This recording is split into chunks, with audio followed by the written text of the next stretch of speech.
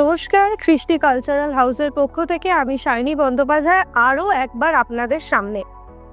আজকে যার সাথে কথা বলবো, যিনি আমাদের অতিথি, তিনি কিন্তু আমাদের চেনা ঘেরাটোপের বাইরে একটা খুব ইন্টারেস্টিং কাজ করেন।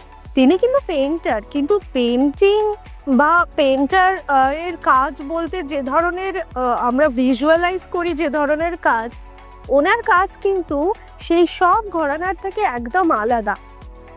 উনি কিন্তু একজন বডি পেইন্টার। আপনারা নিশ্চয়ই ভাবছেন যে বডি পেইন্ট বিষয়টা কি, সেটা তো অবশ্যই আপনাদের বলবো। তার আগে কয়েকটা ছবি একটু দেখিয়ে নিই, দেখে নিন।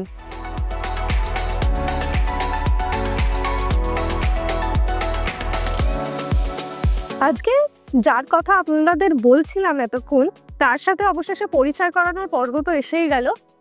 ওয়েলকাম জানাবো কৃষ্টির পর্দায় আমাদের আজকের অতিথি শৈলেশ চ্যাটার্জি। নমস্কার। নমস্কার শায়নী। কৃষ্টির পেজে আপনাকে অনেক অনেক স্বাগত। আমি তুমি করেই বলছি। অনেক অনেক স্বাগত জানাই। আমার দর্শকরা অলরেডি দেখে নিয়েছে বডি পেইন্টিং এর কিছু গ্লিমস। এর ডিটেলস তোমার কাছ থেকে জানতে চাই যে বডি পেইন্টিং বিষয়টা কি, সেটা একটু ছোট করে আগে বলো, তারপর তো আমি কোশ্চেন করে তোমার থেকে বাকিটা জেনেই নিচ্ছি। নমস্কার, আমি শৈলেশ চ্যাটার্জি। আমি মূলত পেইন্টিং করি আর সাথে চাকরিও করি। আমি আইটি প্রফেশনে। আর বডি পেইন্টিং ব্যাপারটা হচ্ছে যখন একটা হিউম্যানকে ক্যানভাস হিসেবে আমি ব্যবহার করি এবং সেটার মধ্যে আমি আমার কল্পনাকে সংযোগ করি, সেটার মাধ্যমে যে আর্টটার সৃষ্টি হয় সেটা বডি পেইন্টিং। তার মানে ক্যানভাস, যেটাকে আমরা তথাকথিত ক্যানভাস নয়, মানে বডিটাকে ক্যানভাস হিসেবে ব্যবহার করে তার উপরে তোমার ইমাজিনেশনটাকে তুমি মানে স্ট্যাটিক ক্যানভাসে তো করাই যায় সেটা। হ্যাঁ, কারণ আমরা পেইন্টিং বলতে কিন্তু সেটাই বুঝি। হ্যাঁ, এটার অ্যাকচুয়ালি বডি পেইন্টিং কেন করি সেটার পেছনে একটা কারণ। হ্যাঁ, এটা আমি এক্স্যাক্টলি জানতে চাইছিলাম যে কেন পেইন্টিং, বডি পেইন্টিং কেন? এটা একদম ইউনিক একটা কনসেপ্ট এবং বেশিরভাগ মানুষই এই ব্যাপারটা সম্পর্কে জানে না। তো কেন বডি পেইন্টিংটাকে চুজ করলে? বেসিক্যালি শুরুটা এভাবে হয়েছিল যে আমি কর্মসূত্রে পুনেতে ছিলাম। এবার আমাকে বিভিন্ন জায়গায় ট্রাভেল করতে হতো। আমার বাড়ি হচ্ছে বর্ধমান জেলাতে। তো তারপরে কলকাতায় আসা আর্ট কলেজের সুবাদে এবং পরবর্তীকালে চাকরি সূত্রে বিভিন্ন স্থানে স্থানান্তরিত হতো। তো আমাকে খুব এমন একটা মাধ্যম খুঁজতে হতো যেটা খুব তাড়াতাড়ি কমপ্লিট করা যায়।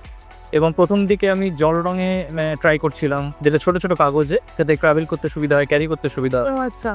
তো আমার তারপরে যখন আমি বিভিন্ন রকমের মিডিয়াম নিয়ে এক্সপেরিমেন্ট করছিলাম, তখন এই বডি পেইন্টিংয়ের ব্যাপারটা আমার খুব ভালো লাগে।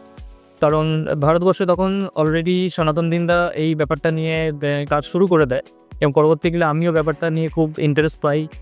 আর এইটাকে সিলেক্ট করার মূল কারণ হচ্ছে একদিনে কাজটাকে কমপ্লিট করতে হবে। কারণ মডেল থাকবে, স্টুডিও থাকবে, মানে আমাকে গিয়ে সেখানে কমপ্লিট করতে হচ্ছে, 8 ঘন্টার মধ্যে কাজটাকে কমপ্লিট করতে হচ্ছে। তো এই জন্য আমি বডি পেইন্টিংটাকে সিলেক্ট করলাম যে আমি অ্যাটলিস্ট কাজটা কন্টিনিউ করতে চাই। কারণ মানে সনাতন দিনদার পরে কিন্তু এই ধরনের কাজ মানে আমাদের কলকাতা পর্ব মানে ভারতে কিন্তু সেইভাবে কাউকে করতে দেখা যায়নি। মানে ওনার পরেই কি তার মানে আমি ধরে নেব তুমি রয়েছো বডি পেইন্টিং এ? বলতে পারো, কারণ ভারতবর্ষে খুব হাতে গোনা কয়েকজন বডি পেইন্টার আছে। আমার মনে হয় সেইভাবে উল্লেখযোগ্য নাম সনাতন দিনদা ছাড়া আর কারোর খুঁজে পাওয়া যায় না। তো আমি এটাকে আমার মতো করে চেষ্টা করছি এবং এবছর 2025 সালে ভারতবর্ষকে রিপ্রেজেন্ট করার ইচ্ছাও রয়েছে, যেটা বিশ্বের দরবারে একটা ওয়ার্ল্ড চ্যাম্পিয়নশিপ হয় বডি পেইন্টিংয়ের ব্যাপারে। সেখানে আমি পার্টিসিপেট করছি। হয়তো আমি একমাত্র ব্যক্তি হব যে ভারতকে প্রতিনিধিত্ব করতে চলেছে। এটা তো মানে ভীষণ ভালো এবং proud moment for an Indian. তো আপনারা বুঝতে পারছেন যে বডি পেইন্টিং যে বিষয়টা আমাদের কাছে একদম নতুন, আমরা বেশিরভাগ মানুষ এই সম্পর্কে খুব একটা ওয়াকিবহাল নয়। সেই বিষয়টা কিন্তু খুব ইন্টারেস্টিং এবং আপনাদের আরও বিষয়টাকে বলছি আমি বিস্তারিত। এই বডি পেইন্টিং কিন্তু শুধুমাত্র মেয়েদের শরীরের ওপরই করা যায়, তাই তো? তো মেয়েদের সেরকম হয়তো নয়। আচ্ছা, যে কোনো হিউম্যান ক্যানভাসকেই ইউজ করা যেতে পারে। আচ্ছা, কিন্তু বেশিরভাগ ক্ষেত্রে এটা মহিলাদের ওপরই তো দেখা যায় যে জিনিসটা। তোমার কাজ আমি যেটা দেখলাম মহিলাদের ওপরই করা। হ্যাঁ, বেসিক্যালি আমি ফিমেল হিউম্যান ক্যানভাস এই জন্য ইউজ করি কারণ বডি ফ্লেক্সিবিলিটি একটা ম্যাটার করে। বিভিন্ন রকম আমি তো ইলিউশন ধর্মী কাজ করি। ইলিউশন বলতে বিভ্রম সৃষ্টি করা, যেটা আপনারা অলরেডি দেখেছেন ভিডিওতে বা ছবিতে। তো এই যখন ফর্মটাতে আমি কাজ করি সেই ফর্মটায় ফিমেল না হলে খুব অসুবিধা হতে পারে, কারণ আমি হয়তো একটা ক্যারেক্টার ভাবছি, সেই ক্যারেক্টারটা সেটা হতে পারে একটা কাঁকড়া বিছে হতে পারে, সেটা কখনো চিংড়ি মাছ হতে পারে। তো ওই ফর্মের জন্য যে বডি ফ্লেক্সিবিলিটি প্রয়োজন হয়, মানে কার্ভটা দরকার। ওই কার্ভটা বা বডি ফ্লেক্সিবিলিটিটা ওই পোজগুলো দেওয়ার জন্য বেসিক্যালি ছেলেদের ক্ষেত্রেও হবে। ছেলেদের ক্ষেত্রে আমি যদি একটা মাসেলওয়ালা কিছু চাইছি বা বেসড অন দ্য কম্পোজিশন, মানে আচ্ছা, একটা হিউম্যান ক্যানভাসকে কিভাবে আমি ইউটিলাইজ করব, আমি ফিমেল ফিগারের উপরেই করি। কারণ হচ্ছে দু তিনটে কারণ আছে। একটা হচ্ছে ছেলেদের মাসেল আছে, যে যারা ছবি আঁকে তারা জানবে যে একটা ফ্ল্যাট সারফেসের ছবি আঁকা আর একটা হিউম্যান ক্যানভাসের ছবি আঁকার মধ্যে তফাৎ আছে। আচ্ছা, যখন আমি হিউম্যান একটা ছেলেকে ছবি আঁকবো, সেক্ষেত্রে বডি স্টিফনেস একটা ম্যাটার করবে। বডিটা স্টিফ হয়ে গেলে কাজটাও একটু হার্ড হয়ে যাবে। আচ্ছা। এছাড়া যেটা হয় যে ছেলেদের অ্যাকচুয়ালি লোম বেশি থাকে, এবার আমি যখন পেইন্ট করব তখন লোমের মধ্যে আটকে যাবে, তো এটা একটা চ্যালেঞ্জিং জায়গা। বেসিক্যালি এইগুলোর কারণে আমি একটু ছেলেদের ফিগারটা অ্যাভয়েড করি, কিন্তু আমার কোনো অসুবিধা নেই। হয়তো এমন একটা সাবজেক্ট আছে যেটা একমাত্র হিউম্যান মানে ছেলেদের ওপরেই করা যাবে, সেই ক্ষেত্রে বুঝতে পেরেছি। অবশ্যই মেয়েদের ক্ষেত্রে বিষয়টা অনেক ভাস্ট, মানে হ্যাঁ, যত বেশিরভাগ কাজ হয় ছেলেদের থেকে মেয়েদের বেশি মেয়েদের ওপরে বেশি হয়। তো মানে আমি কাজ দেখতে দেখতে ভীষণভাবে মোহিত, এবং আপনাদেরও আরো কিছু ছবি, আরো কিছু গ্লিমস আমি দেখাচ্ছি, আপনারা দেখুন, তারপর তো আলোচনায় অবশ্যই আসছি।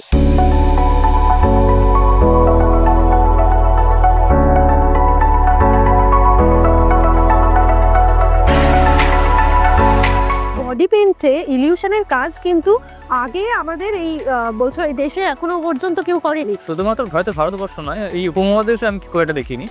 সেটা কিন্তু শরীরের সেই কাজটা করে। এবং আরেকটা খুব মানে আমার ভালো লাগলো যে বিষয়টা আমি আপনাদেরও জানাতে চাই, ওই কিন্তু একমাত্র যে একজন প্রেগনেন্ট মহিলার শরীরের ওপরেও কিন্তু সেটিকে ক্যানভাস হিসেবে ব্যবহার করে ছবি এঁকেছে।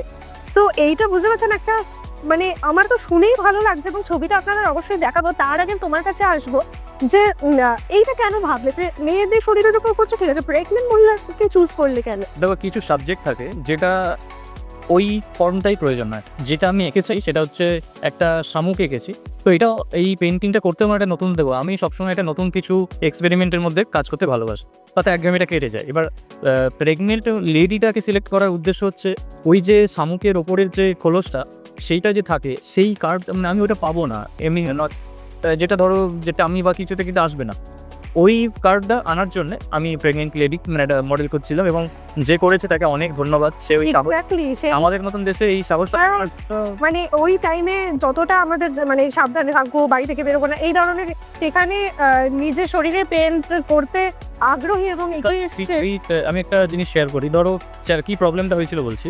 আমি তো একটা ভিজুয়ালাইজ করেছি, আচ্ছা মডেল এরকম হবে এই পোজে, তাকে দাঁড়িয়ে ভিজুয়ালাইজ করেছিলাম। তো ঘটনাটা দেখা গেল যে বডি এত ভারী হয়ে যায়, এটা আমার ছবি আঁকতে প্রায় 8 ঘন্টা লেগে যায়, 6 থেকে 7-8 ঘন্টা লেগে যায়। তো আমি ভিজুয়ালাইজ করেছিলাম একভাবে, কাজটা করলাম আর একভাবে, এই পুরো লেআউট চেঞ্জ হয়ে গেল। লেআউট মানে যেটা কষ্ট করেছিলাম, আমি ভিজুয়ালাইজ ভেবেছিলাম একভাবে করবো, মডেলকে দাঁড় করিয়ে তার ওই পোস্টারটা নেব। মডেল বললো যে না আমি পারছি না, আমার অসুবিধা হচ্ছে। আমি তখন বুঝতে পারলাম মডেল যাতে কষ্ট না হয় তাকে আমি মানে শুইয়ে দিয়ে তারপরে পেন্টিং। তাহলে বুঝতে পারছো কতটা চ্যালেঞ্জ ছিল ব্যাপারটা। যে প্রথম কথা মানে প্রেগনেন্ট লেডি, একটা রিস্কের ব্যাপার থাকে, হেলথের ব্যাপার থাকে। দ্বিতীয় ব্যাপার হচ্ছে পুরো ফর্মটা পাল্টে গেল, আমাকেও ইনস্ট্যান্ট ভেবে জিনিসটাকে করতে হয়েছে। মানে সেটা তো 8 ঘন্টা একটা অনেকটা সময়, কেস অফ প্রেগনেন্ট লেডি, সেইখানে উনিও এতটা সময় দিয়েছেন, এবং তৎক্ষণাৎ নিজের কনসেপ্টটাকে চেঞ্জ করে নতুন করে একটা ভেবে সেটাকে খুবই চ্যালেঞ্জিং এই বিষয়টা। প্রথমত স্ট্যাটিক ক্যানভাসে কি হয় বলো তো, একটা ফ্ল্যাট সারফেসে ছবি আঁকতে গেলে অনেক কন্ট্রোল থাকে, মানে আমি যা খুশি করতে পারি, সেটা বড় ক্যানভাস হোক বা ছোট ক্যানভাস। যখন একটা হিউম্যান ফিগার হয়, এইটাকে মানে ম্যানেজ করা, এবং আমি তো ইলিউশন বললাম যে ইলিউশনের মজাটার ব্যাপার হচ্ছে যে আমি যে ফর্মটা করছি সেটা যেন রিয়েলিস্টিক হয়, সেই অ্যাপ্রোচটা রাখার চেষ্টা করি। দেখবেন যে খুব নিখুঁত একদম হাই রিয়েলিস্টিক ছবি আঁকার চেষ্টা করি, তো যেটা যে ফর্ম সেটা যেন বোঝা যায়। মানে আমি মানুষের ওপর করলে কি হবে, মানুষের ক্যানভাসটাকে ইউজ করছি।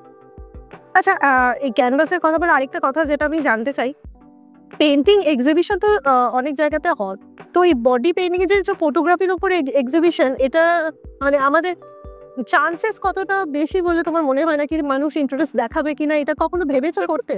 শিল্প জগতে এটা একটা নতুন মাধ্যম, এবং এখানে অনেক কিছু সুযোগ আছে।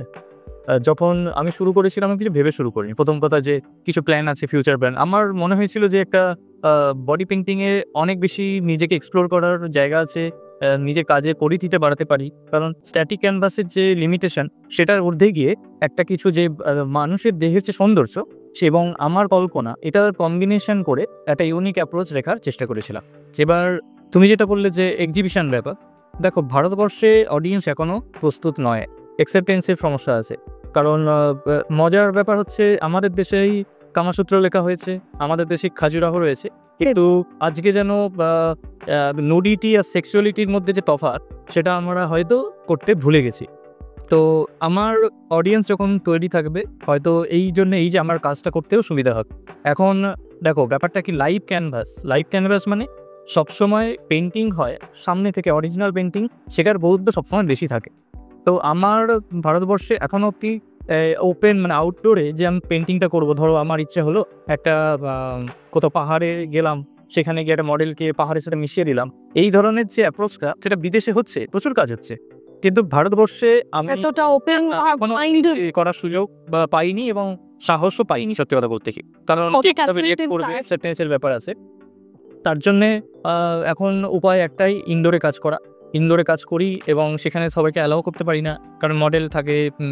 যদি আমি নোডিটিটা মানে কভার করে দিই রং দিয়ে, আমি নোডিটি রাখি না, কভার আপ করে দিই যতটা পারি, এবং আমার কাজগুলোতে খুব একটা পাবেও না, মানে ব্যাপারগুলো হচ্ছে সেরকম। আর সেই জন্যে ফটোগ্রাফারের, আমি professional photographer, professional studio, professional model, এই গোটা ব্যাপারটা নিয়ে ছবিটা তুলি। এবার সেটা আমার সংগ্রহেই রয়েছে, ভবিষ্যতে যদি সুযোগ পাই তাহলে এক্সিবিশন করা যেতে পারে, কিন্তু সেটা মানে ব্যাপারটা যেটা বললাম যে অরিজিনালটা হয়তো মানুষের কাছে সুযোগ হচ্ছে না দেখানোর, হয়তো ফটোগ্রাফির মাধ্যমে এটা দেখানোর সুযোগ হলেও হতে পারে। মানে মানসিকতার একটা উদার পরিচয় না দিলে এই শিল্পকে মানুষের কাছে তুলে ধরা কিন্তু সত্যিই একটা অনেক বড় চ্যালেঞ্জ। ব্যাপারটা হচ্ছে শিল্পের বিচারক হচ্ছে দর্শকের চোখ। দর্শকের চোখ যদি সেটা অনুভব করতে পারে, এবং এই দৃষ্টিভঙ্গি যেটা বললাম, দর্শকের চোখ বলতে দৃষ্টিভঙ্গির কথা বলছি, এই দৃষ্টিভঙ্গিটা আসে পারিবারিক শিক্ষা, কোথায় বড় হচ্ছে, তার সারাউন্ডিংটা কি এডুকেশন, সবকিছু নিয়ে কিন্তু মানে একটা দৃষ্টিভঙ্গি। আমরা মডার্ন হচ্ছি মানে তো আমাদের জামা কাপড়ের দিক থেকে না, আমাদের চিন্তাধারার দিক থেকেও আমরা যে মডার্ন হচ্ছি সে পরিচয়টা দিতে হয় কোনো কোনো জায়গায়, না হলে এই ধরনের বড় কাজ অ্যাকসেপ্ট করা, যেটা বিদেশ অবলীলায় মানে সুন্দর করে যাচ্ছে, কিন্তু আমাদের দেশে কতটা হার্ডলসের মুখোমুখি হতে হয় সেটা আর নতুন করে তো কিছু বলার নেই। তবে একটা জিনিস জিজ্ঞাসা করবো, তোমার পেইন্টিং শেখা কোথা থেকে, সেরকম আচ্ছা আমি কলেজ কোথা থেকে তুমি? আমি the Indian college of art and ক্রাফটম্যানশিপ থেকে গ্র্যাজুয়েশন করি। এটা ভারতবর্ষের অন্যতম পুরনো আর্ট কলেজদের মধ্যে একটা, প্রায় অনেক বছরের পুরনো, 100 শতাধিক, মানে 130 বছরের পুরনো। গভর্নমেন্ট আর্ট কলেজ তারও পুরনো, তার পরেই হচ্ছে আমাদের ইন্ডিয়ান আর্ট কলেজ। যখন রবীন্দ্রভারতীর জন্ম হয়নি তখন থেকে আমাদের আর্ট কলেজ আছে, বহু পুরনো আর্ট কলেজ, এবং এখান থেকে বহু নামী শিল্পী যেমন সুভাষচন্দ্র অনেকেই আছে যারা আমাদের আর্ট কলেজ থেকে পাস করেছে। তো আমিও সেই আর্ট কলেজেরই দিবা বিভাগ, মানে আমাদের ডে এবং ইভিনিং সেকশন আছে, তো আমি সেই ডে সেকশনে পড়াশোনা করেছি, অ্যাপ্লাইড আর্ট। তোমার কি বরাবরই ইচ্ছা ছিল যে পেইন্টিং নিয়ে যাবো নাকি? হ্যাঁ, এবার বলি, দেখো ছোট থেকে বড় হয়েছি, অনেকটা একা মানুষ হয়েছি। মানে আমার বোন ছিল, আমি একটু যে শিল্পীরা বলো একটু নিজেদের মতো নিজেদের খেয়ালে থাকতে ভালো, তো আমি অনেকটা সময় নিজের সাথে কাটিয়েছি। তো আমার এই একাকিত্ব বলবো না, এটা হচ্ছে একটা মানুষ হয় না যে একা থাকতে ভালোবাসে, তো সেই অবসর সময়টা পড়াশোনার সাথে সাথে আমি ছবি তো আঁকতামই, সেই জন্য আর্ট কলেজে আসা। এবং আর্ট কলেজে আমি যখন আমি অ্যাকচুয়ালি অ্যাপ্লাইড আর্ট হচ্ছে মানে অনেকগুলো বিভাগ থাকে, তো পেন্টিং, অ্যাপ্লাইড আর্ট, স্কাল্পচার।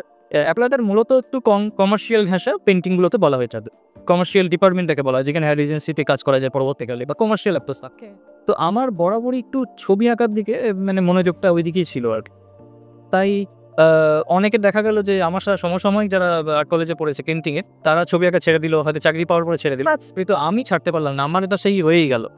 সারা সপ্তাহের যে মানে কাজকর্ম বা যা কিছু থাকে, কিন্তু তারপর একটা ছবি না আঁকলে ঠিক মানে ওটা রিল্যাক্সের যায়। হ্যাঁ, এটা বলতে পারো। তো এবার বডি পেন্টিং একটা এত এক্সপেন্সিভ মানে মিডিয়াম, এর জন্য এন্ট্রি ব্যারিয়ারও খুব কম। মানে ভারতবর্ষে এই জন্য এই যে বললাম না যে আমি আর সনাতন দিনদা ছাড়া সেটা উল্লেখযোগ্য কোনো নাম খুঁজে পাবে না হয়তো, ঠিক এটার অনেকগুলো কারণ আছে। এক তো হচ্ছে নুডিটি, সেকেন্ড হচ্ছে এর যে অরিজিনাল মিডিয়ামটা, মানে যে রংটা আমি আনি অস্ট্রেলিয়া, ইউরোপ থেকে। ও মানে এটা এখানে পাওয়া যায় না, মানে বডি পেইন্ট কালার ভারতবর্ষে তৈরি হয়, আমাকে সেটা ইম্পোর্ট করতে হচ্ছে।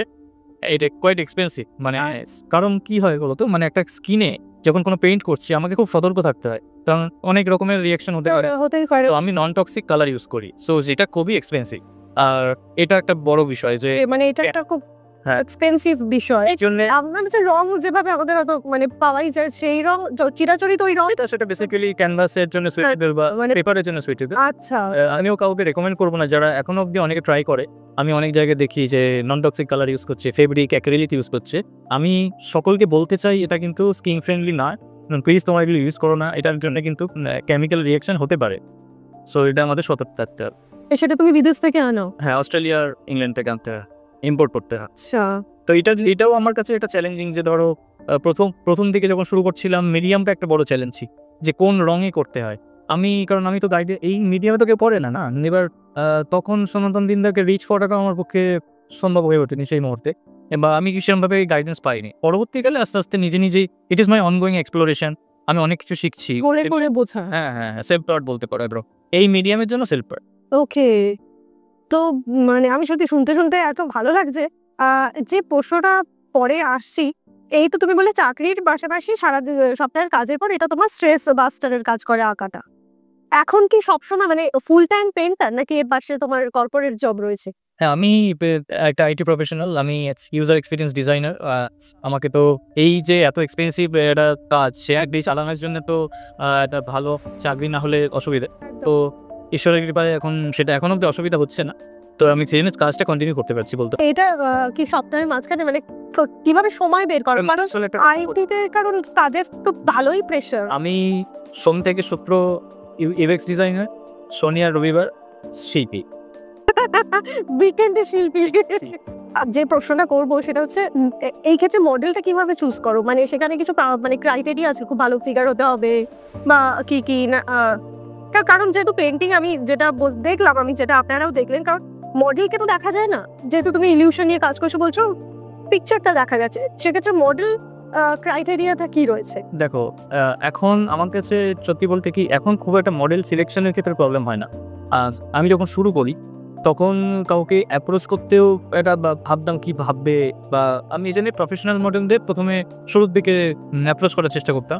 এবার প্রত্যেকের একটা ডিমান্ড থাকে, ফাইন্যান্স মানে ধরো এই টাকা চার্জ করি, তখন আমি চিন্তা করতে হতো আচ্ছা মানে এই বাজেটটা আমার কাছে আছে তো মানে সেই হিসেবে। এবার এখন ব্যাপারটা হয়ে গেছে কি খুব সহজে অ্যাপ্রোচ করা যায়, অনেক মডেল নিজে থেকে আসে। তুমি যেটা বললে যে মডেলের ফিগার ভালো হতে হবে কি বা এই ক্রাইটেরিয়াগুলো, দেখো আমি যখন ইনিশিয়ালি স্টার্ট করেছিলাম যে মডেল আমার কাছে অ্যাভেলেবেল আছে তাকে ভিজুয়ালাইজ করে কল্পনা করে আমি কম্পোজিশনগুলো সাজাতাম। আচ্ছা, তো এখন বিভিন্ন রকমের মানুষের যে দৈহিক গঠন সেটাকে ইউজ করে, একটা যেমন বললাম যে প্রেগনেন্ট লেডি, এটা একটা আলাদা স্ট্রাকচার হলো, একটু হেলদি মডেল তার ফ্রগে তুমি দেখতে পাবে। আচ্ছা, যেটা মানে শুধুমাত্র যে এই যে কনসেপ্টটা অনেকে ফটোগ্রাফাররা বলে বা অনেক আর্টিস্ট বলতে করে যে ভালো মডেলই নেই, আমি কিন্তু সব রকম মডেলে কাজ করেছি। আচ্ছা, তুমি দেখবে বিভিন্ন রকমের, তাহলে কি হয় যে কাজটা মনোটোনাস লাগে না, এবং বিভিন্ন যে চ্যালেঞ্জ হিউম্যান কাল্টিভেট করা যায়। হ্যাঁ, এবার বিভিন্ন ফর্ম বডি স্ট্রাকচারটাকে আমি ইউজ করলাম, যেখানে মানে একটা চিকেনের কাজ করেছি, ফ্রগের কাজ করেছি, সেখানে অনেক বেশি অনেক ক্যানভাস পেয়েছি, আমি সেরকম ধরনের ফিগার লিখেছি। এবার যখন আমি ধরো অন্য ফর্মে কাজ করছি, চিংড়ি মাছে নেটের পেটের মধ্যে লাইন আছে, যেটা পেট যাকে বলেন ভাঁজ করেছে, আমি ওই চিংড়ি মাছের পায়ের ফর্মটা ওইটাকে ইউজ করলাম। তো বডি স্ট্রাকচারটাকে আমি আগে থেকে মডেলের সাথে কোলাবোরেট করে নিই যে আচ্ছা কীরকম ধরনের বডি শেপ আছে, তো সেই ভিত্তিতে আমি কম্পোজিশন সাজাই। আচ্ছা, মানে যেটা করতে চলেছো যে কাজটা সেটা মডেল সিলেকশনের পরেই সেটা সাজাবে। এবার যেরকম মডেল ধরো কোনো মডেল ইন্টারেস্ট দেখালো যে দাদা আমি তোমার সাথে করতে চাই, তো তখন তার সাথে কোলাবোরেট করে নিই, মানে অ্যাজ পার হার ফিগার সেটাকে একদম কাস্টমাইজ করতে হয়। আচ্ছা, বুঝতে পেরেছি।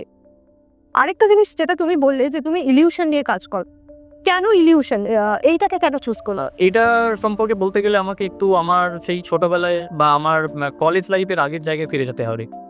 যখন দেখো আমি আমার বাড়ি হচ্ছে ধাত্রীগ্রাম। আচ্ছা, ধাত্রীগ্রাম হচ্ছে বর্ধমান জেলা, পূর্ব বর্ধমানের একটা গ্রাম।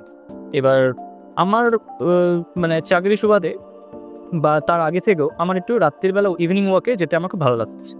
এবার গ্রামে থাকার সুবিধাটা কি যে ওখানে আলো কম ছিল, মানে ওখানে একটু চমচমে বাঁশবাগান, পুকুর আছে, জঙ্গল আছে, আমার ওখানে ভাগীরথী আছে। তো এবার আমি সন্ধ্যেবেলায় ওয়াকিংয়ে যাচ্ছি, ইভিনিং ওয়াকে যাচ্ছি, ওইখানে যে প্রকৃতির যে ঘন মানে অরণ্যের যে গভীরতা, সেই যে নিজেকে খোঁজা, তার মধ্যে হয়তো টর্চের আলো ফিকে হয়ে যাচ্ছে, তো এটা তো একটা নিজেকে খোঁজার মতন জিনিস, এটাও তো একটা ইলিউশন যে আলো আধারি জ্যোৎস্নার রাতে আমি নিজেকে খুঁজে পাচ্ছি। তো সেই প্রাথমিকভাবে যে ছবিগুলো আঁকতাম সেটা অন্যান্য মাধ্যমেও আঁকতাম, সেখানেও ইলিউশন ধর্মী একটু আলো আধারি ধূসর কালো এই ধরনের ছোঁয়া ছিল। পরবর্তীকালে যখন আমি বডি পেন্টিংয়ে ট্রান্সফর্ম হলো ফর্মটা, তখন সেটা কন্টিনিউ করলো। এবং ভারতবর্ষে কি এই উপমহাদেশ, এশিয়াতেও কেউ এই ইলিউশনের উপরে কেউ কাজ করেনি। হয়তো আমি একমাত্র যে ইলিউশন ধর্মী কাজ করে থাকি, আর এটা খুব চ্যালেঞ্জিং। স্ট্যাটিক ক্যানভাস, যেমন আমি তোমায় বলছি, যে ধরনের অন্যান্য যে বডি পেন্টিংগুলো হয়ে থাকে সেটা অনেক বেশি সোজা এই কারণে বলবো, অনেকে কন্ট্রাডিক্টেড হতে পারে ব্যাপারটা, কিন্তু আমি মনে করি যে একটা বডি ফর্ম সেটাকে অন্য ফর্মে নিয়ে যাওয়া সেটা বহু চ্যালেঞ্জিং বিষয়। কারণ তুমি ভাবো না যে একটা হিউম্যান ক্যানভাস, সে গোটা ফর্মটা, তার যে উত্তল অবতল অংশ, চুল, বডি, নোক, সেই যে সবটাকে আমি ভিজুয়ালাইজ করে একটা অন্য ফর্মে নিয়ে যাচ্ছি। মানুষের মধ্যে তুমি রোজটা দেখো, রোজটা অনেকেই, আমি যখন প্রথম ফেসবুকে দিই 50টা লাইক এসে আমি খুব হতাশ হয়ে গেলাম যে এত কম লাইক। আমি না ঠিক আমি খুব হোপলেস ব্যাপারটা, মানে অ্যাকচুয়ালি পিকচার হিসেবে তো ওটাকে গোলাপি বুঝতেই পারিনি। তো পরবর্তীকালে আমি সেই পোস্টটাকে নতুন করে পোস্ট করলাম, লিখলাম একটা মানুষ কি খুঁজুন, বা ভিডিওটা দিলাম, পরে সেটা 2000-এর উপর লাইক চলে গেছে। যখন এটা হচ্ছে মজার ব্যাপার যে মানুষ বুঝতেই পারছে না, তার মানে আমি একদিক দিয়ে সাকসেসফুল যে আমি এটা করেছি, সেটা হয়তো, কিন্তু প্রবলেম আবার এটাই বুমেরাং হয়ে গেছে। মানে এটা তো সত্যি একটা মানে শিল্পীর ভাবনাতেই সম্ভব। একজন নারীর ফিগারের ওপর কোথায় চিংড়ি মাছের পজিশন নেবে, কোথায় একটা শামুক তৈরি হবে, এটা তো একজন শিল্পী ভাবতে পারে। ভালো লাগছে, কারণেই ওই ইলিউশনটাকে আমি বেছে নিলাম প্রথম দিকে। এবার দেখো, আমি শুধুমাত্র ইলিউশনের মধ্যে নিজেকে আটকে রাখিনি, আমি বিভিন্ন যে ক্যাটাগরি আছে আলাদা আলাদা রকমের, সেগুলো নিজে পরিধিতে বানিয়েছি। লাস্ট 3-4টে কাজ আমি ওভাবেই করেছি। এবং লাস্ট আমি একটা অ্যাপেলের কাজ করেছি, ওটা ইলিউশন ধর্মী। যখন ফটোগ্রাফার, এটা তো তোমার কোনো ব্যাপারই না, এটা আর 4 ঘন্টার মধ্যে কমপ্লিট হয়ে গেছে। ওকে। এবং মডেল এক্সপেক্ট নাম হচ্ছে পরি আমায় বলেছে, দাদা তুমি কিন্তু একটু সুন্দর একটা এমন কিছু করবে, আমি খাটবো কাজটাতে। কিন্তু ওর কোনো খাটনি হয়নি, ও চুপচাপ জাস্ট বসে রিল্যাক্সে বসেছে, কাজ কমপ্লিট হয়ে গেছে। তো এটা আমাদের মডেলের সাথে, ও দেখছে হয়তো ভিডিওটা, এটা কিন্তু ব্যাপার যে এটা কিন্তু এখন আমার আয়ত্তের মধ্যে চলে এসেছে। মানে পরের প্রশ্নটার সূত্রটা তুমি আমাকে ধরিয়ে দিলে যে পেন্টিং করতে করতে মডেলের সাথে একটা সুন্দর বন্ডিং তো তৈরি হয়ে যায়, তো নিজেদের আন্ডারস্ট্যান্ডিং তো থাকে। সেক্ষেত্রে বাইরের লোকেদের কাছে মানে সেই জিনিসটাতে তুমি কিছু ফেস করেছো যে কেন এটা করছো? আমাদের যে তুমি বললে মানে মেন্টালিটিটা এখনো ভীষণ সেই ওই চেনা গতেই চলে, সুতরাং কেন এটা, কি জন্য, কি দরকার ছিল, এই ধরনের নানা প্রশ্ন তো আসে। ব্যাপারটা হচ্ছে, প্রথম কথা, ইনিশিয়ালি যখন আমি শুরু করি, এটা আমার যারা আর্ট কলেজের বন্ধু বা বিভিন্ন সাধারণ মানুষও টিটকিরি দিয়েছে, এটা স্বাভাবিক। কিন্তু তুমি যখন তোমার কাজের স্ট্যান্ডার্ড যখন বাড়বে না, এই প্রশ্নগুলো আস্তে আস্তে অবদমিত হয়ে যায়, এবং পরবর্তীকালে ওরাই বলবে যে এই আমার বন্ধু হয়, জানিস এই যে দেখছিস, উত্তরগুলো কাজ নিজেই দিয়ে দেয়। কাজ দিয়ে দেয়। এবং ব্যাপারটা কি বলতো, তুমি যদি সবাইকে বোঝাতে যাও তাহলে তুমি কনসেন্ট্রেট করতে পারবে না। তো আমি মনে করি, দেখো দেখো মানুষের মধ্যে তো প্রশ্ন আসছে, সেটা একটু স্বাভাবিক। তো সেই প্রশ্নটা আসছে, এটা একটা ইউনিক অ্যাপ্রোচ, তো সেটা আসা স্বাভাবিক। কারণ আমরা যেভাবে বড় হই, আমরা যেভাবে সব চারপাশে যেভাবে চলছে, সেটা দেখে মানুষ বড় হচ্ছে, তো কিউরিসিটিটা হওয়া স্বাভাবিক। এবং এটাও ঠিক যে অনেক কিছু নোংরামও হয় ইন্ডাস্ট্রিতে, ধরো ফটোগ্রাফার, মডেল, এদের সাথে অনেক রকমের। কিন্তু আমি দায়িত্ব নিয়ে বলতে পারি যে আমি যাদের সাথে কাজ করেছি, আমার নিজেরও তাদের সাথে কাজ করে খুব এক্সপিরিয়েন্স ভালো। এবং পরবর্তীকালে ধরো কোনো আপকামিং মডেল, তারা তখন ওই মডেলদেরকে জিজ্ঞেস করে যে শৈলেশ তার সাথে কাজ করেছি, ওরা নিজেরাকে বলে তুই নিশ্চিন্তে যা, কোনো সমস্যা নেই। হ্যাঁ, স্বাভাবিক। একটা মেয়েদের কাছে থাকে যে ভরসা করার জায়গাটা, ওরা এই ব্যাপারটা কি কেটেছে আমি বলি। অনেকে ভাবে যে একটা ছবি আঁকছি, নারী দেহে ছবি আঁকছি, নুডিটি ইনভলভ আছে, পর্দার আড়ালে কি হচ্ছে। তো আমি এই ব্যাপারটা একটু ক্লিয়ারিটি দিয়ে দিতে চাই। দেখো, আমরা যখন আর্ট কলেজে পড়াশোনা করেছি, আমাদের প্রত্যেকটা আর্ট কলেজেই কিন্তু নিউড স্টাডি করে না। তো শুরুর দিকে কি হয়, বাড়িতে অ্যাকসেপ্টেন্স, ফ্যামিলি কি বলছে। তো আমি যেহেতু আর্ট কলেজে পড়েছি, তো আমাকে খুব বেশি সমস্যা হয়নি বাড়ির তরফে, কারণ ওরা দেখেছে যে আর্ট কলেজে তো নিউড স্টাডি করছে, এটা সিলেবাসেরই অংশ। যদি এটা ওই যে আমি বললাম না, নুডিটি আর সেক্সুয়ালিটি দুটো আলাদা। ভালগারিটি আর নুডিটির মধ্যে আমরা এস্থেটিক্স খুঁজে পাই, কিন্তু ভালগারিটা তো জানোই যে ব্যাপারটা পর্ন এবং শিল্পের যে তফাৎ সেটা কিন্তু মানুষকেই বিচার করতে হবে যে কোনটা শিল্প কোনটা অন্য কিছু। তো এবার প্রশ্ন আসবেই, সেটা আসা স্বাভাবিক, এবং আমার কাজ হচ্ছে আমি করে যাব, এবং শিল্পীর একটা দায় থেকেই যায় সামাজিক দৃষ্টিভঙ্গি পাল্টানোর। তো আমরা সেই হয়তো বলতে পারো সেই দায়িত্বটা আমার কাঁধে বা কিছু শিল্পীর কাঁধে রয়েছে বিষয়টা। দায়িত্ব অনেক বড় এবং অনেক অনেক শুভকামনা কৃষ্টির তরফ থেকে, তো আমার তরফ থেকে স্পেশালি এই যে এত বড় এবং এত চ্যালেঞ্জিং একটা কাজ শৈলেশ করছে, এবং আপনারাও দেখলেন কি অসম্ভব সুন্দর এবং খুব পারফেক্ট একটা তুলির টান প্রত্যেকটা কাজে আপনারা দেখতে পাবেন। সেইটা বারবার আমাকে মোহিত করেছে, বারবার আমাকে মুগ্ধ করেছে। আজকে আপনাদের সাথে তাই শেয়ার না করে আমি পারলাম না। বডি পেন্টিং তো স্বাভাবিকভাবেই একটা নতুন বিষয়, নতুন কনসেপ্ট। সত্যি কি নতুন? দেখো আমি বলি, হয়তো বডি পেইন্টিংটা শিল্পের ফর্মে এইভাবে ছিল না ভারতবর্ষে, কিন্তু অন্যান্য ফর্মে ছিল। তুমি যদি ধরো কথাকলি থেকে ফেস পেইন্টিং হয় না, এক্স্যাক্টলি, অবশ্যই আগে বহুরূপী কনসেপ্ট কি ছিল না, এই যে বহুরূপীরা নিজেদের রং বেরঙে সাজাতো। তো ভারতবর্ষের ইতিহাস যদি ঘাটা যায়, বহুরূপী আছে, বিভিন্ন কালচারের সাথে মিশে আছে। আজকে যে পুরুলিয়াতে ছৌ নাচ হয়, সেখানেও একটা ফেস পেইন্টিং বা বডি পেইন্টিং এর অংশ রয়েছে। এবার বডি আর্ট হচ্ছে একটা বিস্তারিত বিষয়, বডি আর্টের একটা অংশ হচ্ছে বডি পেইন্টিং। এবার আমার মতন কিছু শিল্পী তা সেই বডি ফর্মটাকে, সেই শিল্পটাকে একটা শিল্পের জায়গায়, নান্দনিক জায়গায় নিয়ে যাওয়ার চেষ্টা করছি। বলতে পারো যে এটা যখন ফটোগ্রাফি এসেছিল, ফটোগ্রাফি মানে এটা যে একটা শিল্প, সেটা স্বীকৃতি পেতে বহু সময় লেগেছে। ঠিক প্রথম দিকে যখন যে কোনো কিছুই নতুন ফর্ম আসে, সেটাকে সামাজিক অ্যাকসেপ্টেন্স সময় লাগে। তো আমি মনে করি যে বডি পেইন্টিংয়ের যখন এই পরিধিটা বাড়ছে, এটাও শিল্পের জায়গায় অলরেডি চলে গেছে, এবং এটা যথেষ্ট একটা চ্যালেঞ্জিং শিল্প, এবং এটা আগামী দিনে অনেক অনেক কিছুই হতে পারে, এটা নিয়ে ভাবা যেতে পারে। তোমার আগামীতে কি পরিকল্পনা রয়েছে? এই মুহূর্তে সবথেকে বড় বিষয় হচ্ছে, ধরো যদি আমি সুযোগ পাই ওয়ার্ল্ড বডি পেইন্টিং চ্যাম্পিয়নশিপে। দেখো এর আগে আমি সুযোগ পেয়েছিলাম, আমি 2020 সালে সিলেক্টেড হয়েছিলাম ভারতবর্ষকে। দেখো তখন আমার কাছে সেই ফাইন্যান্সিয়াল ব্যাকআপটা ছিল না যে ইউরোপের মতো কান্ট্রিতে গিয়ে পার্টিসিপেট করা, এবং অত সাহসও ছিল না। তো এখন এবছরে একটা বলতে পারো ভালো এবং খারাপ দুটোই হয়েছে। এবছরে ওয়ার্ল্ড বডি পেইন্টিং চ্যাম্পিয়নশিপ অস্ট্রিয়াতে যেটা হয়, সেটা হচ্ছে না, অনলাইনে হচ্ছে। তো আমাদের মতো শিল্পীদের জন্য সুবিধা যে আমরা যারা অন্যান্য থার্ড ওয়ার্ল্ড কান্ট্রিতে আছি বা বিভিন্ন জায়গায় আছে ছড়িয়ে ছিটিয়ে, তারাও পার্টিসিপেট করার সুযোগ পাচ্ছি এবং ভারতবর্ষকে রিপ্রেজেন্ট করার সুযোগ পাবো। মানে সেখানে গিয়ে একটা যে এক্সপেন্স থাকে সেটা অনেকটাই কমে আসছে। না গো, এবার ওইটা এক্সপেরিয়েন্স তো থাকছেই, আমাকে যে প্র্যাকটিস করতে হচ্ছে সেগুলো তো থাকছেই, তবে ওখানে যাওয়ার যে খরচ সেটা সেইটুকু তো হচ্ছে। হ্যাঁ, পাসপোর্ট ভিসা এগুলো তো এইগুলো, হ্যাঁ। তবু মানে আমাদের যে কাজকে ভারতবর্ষ থেকে তুমি একটা বিশ্বের দরবারে রিপ্রেজেন্ট করছো, সেটাই অনেক বড় বিষয়, এবং একজন ভারতীয় হিসেবে আমার কাছেও এটা খুব গর্বের একটি বিষয়। তোমার জন্য অনেক অনেক শুভকামনা রইল কৃষ্টির তরফ থেকে। আপনারা আরও কিছু ছবি, আরও কিছু টুকরো টুকরো ভিডিও দেখুন ওর কাজের, এবং এত, আমি বারবার বলছি, এত অপূর্ব বডি পেইন্টিংয়ের উপর কাজ, এত অপূর্ব হাতের কাজ, আপনারা মুগ্ধ হবেনই।